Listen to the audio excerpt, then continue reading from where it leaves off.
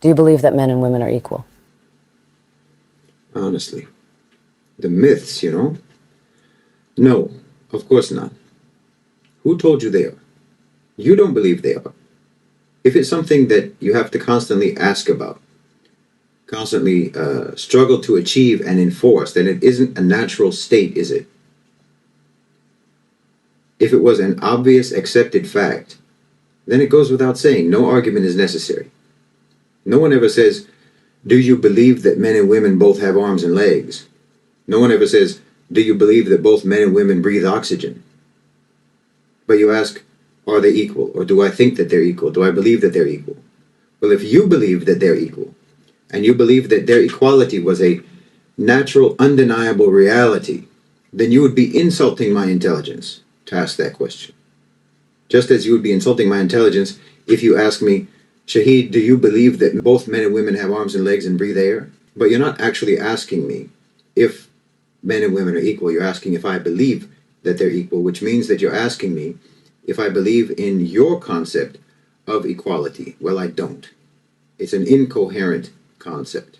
Of course I don't believe that. Men and women are not equal. Men and men are not equal. Women and women are not equal. Individuals are not equal. How can collections of individuals be equal with collections of other individuals? That's illogical. It doesn't make any sense. Are you equal with your boss? If so, then why is he or she your boss instead of you? I'm not equal to another man who's stronger than me, who's smarter than me. I'm not equal to him in strength, and I'm not equal to him in intelligence. I'm not equal to a man who's richer than me in wealth. I'm not equal to a man who has a higher status in society than me. There are things that I can't understand no matter how hard I try, and there's other people who can understand those same things effortlessly. There may be things that I cannot understand, and a woman is able to understand it instantly. Or maybe there's something that I can do that a woman cannot do. So how are you going to extrapolate from those examples or those scenarios that therefore, because Shahid can do something that a woman can't, or a woman can do something that Shahid can't, therefore that means that this gender is superior to that gender or vice versa? Now, you created a concept that is inconsistent, does not align with human reality or human complexity. And you invented that concept because your culture has historically been abominable towards women. The West has never known what to do about women. You went back and forth for centuries trying to decide if women were goddesses or witches, tools of the devil, the cause of original sin. You used to wonder whether or not women even had souls. There's never been any people on the face of the earth so confused and twisted up about women as the West. And then you came up with a so-called solution, which was to create this even more confused concept of equality. And then you'll accuse the Muslim world, and in fact, the entire non-Western world, of being misogynistic and patriarchal, which is what you are. You would accuse the rest of the world for that, because the rest of the world never talked about equality the way that you do. But the reason we didn't talk about equality was because we were never as confused as you are, and have always historically been, about being humans. And then you try to force us to try to explain our beliefs to you according to your framework. To try to explain to you, for example, how Islam actually upholds the equality of the sexes in terms of both men and women having equal innate value, but they have different roles in society and so on. There's no reason why we need to do this. Why should we try to make our clarity align with your confusion? Why is it even necessary? Why do you find it necessary to believe in the fantasy of equality when we all know that some people are better than others?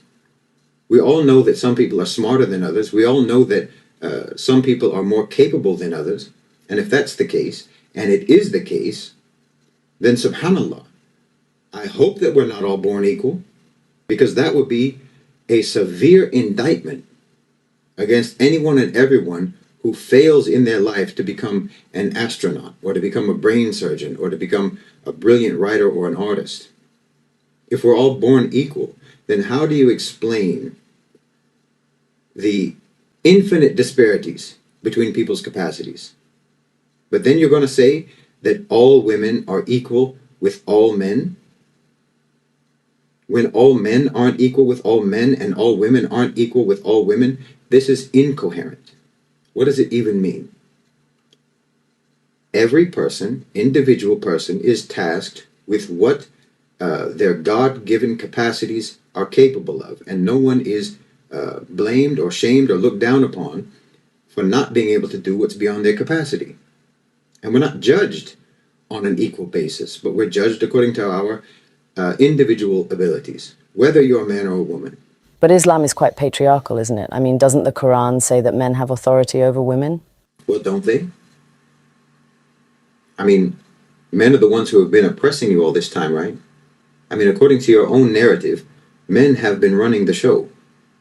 The feminists are asking for their so-called rights from who exactly? Look, if you didn't have what you call patriarchy, then what you would have is a hell on earth for women. Because clearly, women do not have the power to coerce men, to force men, to make men deal with them this way or that way. If you're out somewhere and a man starts to chat you up and you don't want to be chatted up, what do? You tell him, I have a boyfriend, I'm married, and he goes away.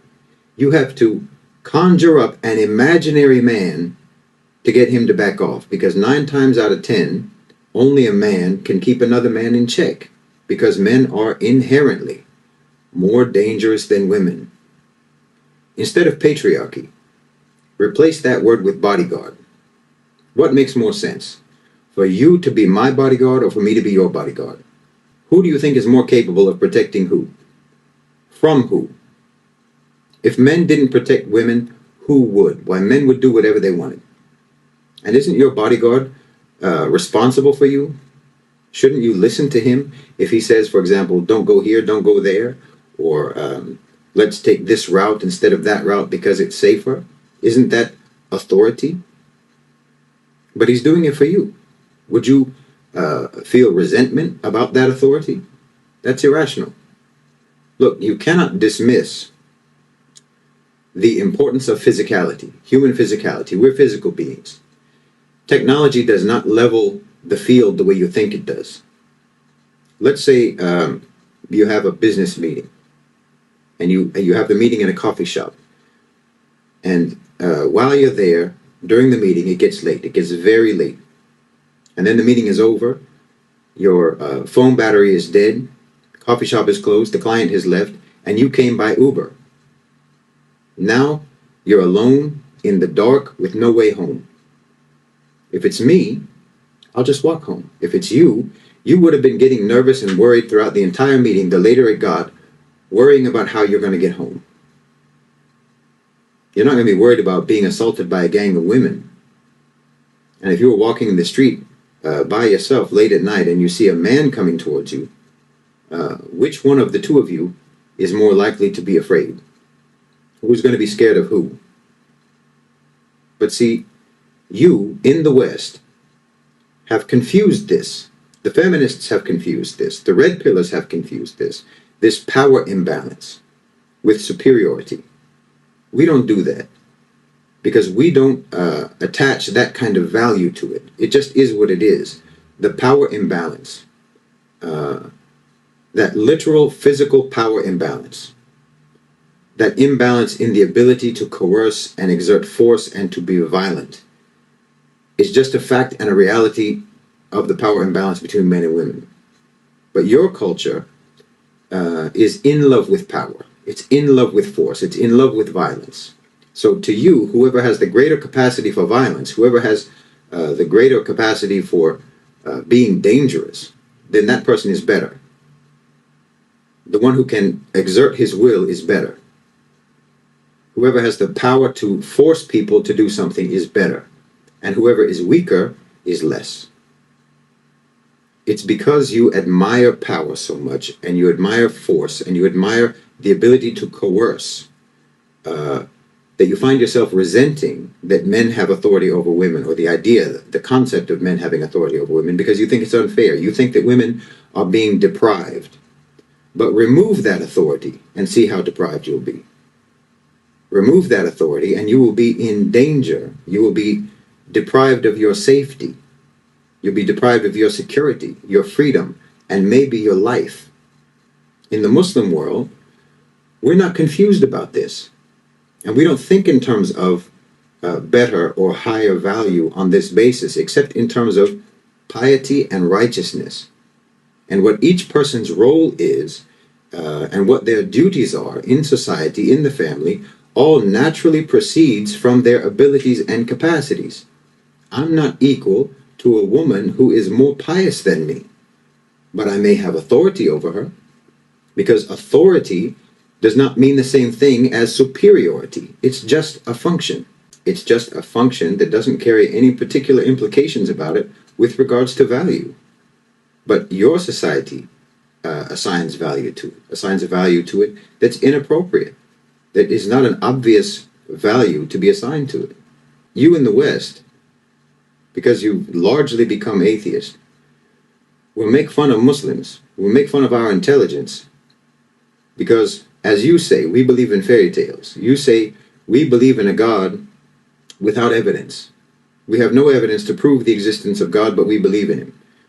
Meanwhile, you invent a concept, this concept of equality, and treat it as sacred, and you believe in it religiously, with religious devotion, and you demand that everyone believes in it, and no one can dare doubt the reality and the holy truth of the concept of equality, even though all evidence that you are exposed to on a daily basis disproves that concept. So you'll make fun of us, and you'll look down on us, and you'll insult our intelligence for believing in something that you say we don't have any proof for. Meanwhile, you're believing in something for which all of the proof that exists disproves it. You see how incoherent your thinking processes are?